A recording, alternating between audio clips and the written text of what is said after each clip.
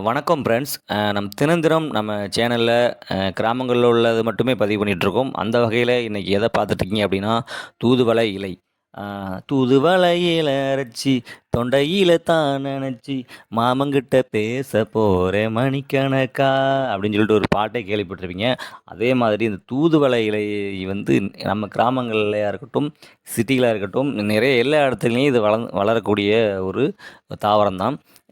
எல்லா இடத்துலயும் எல்லா இடங்கள்லயும் இது சாதாரண வளரக்கூடிய ஒரு செடியா இருந்தாலும், அதிக அளவுல யாரும் அத பயன்படுத்துறது கிடையாது. இத வந்து நெறைய பேர் துவையலா அரைச்சு சாப்பிடுவாங்க.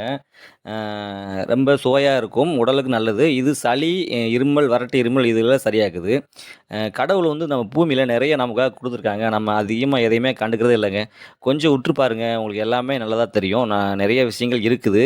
முடிஞ்ச அளவுக்கு நம்ம சேனல்ல நெறைய பதிவுகள அடுத்தடுத்து நான் பண்றேன். கண்டிப்பா பாருங்க. வணக்கம்.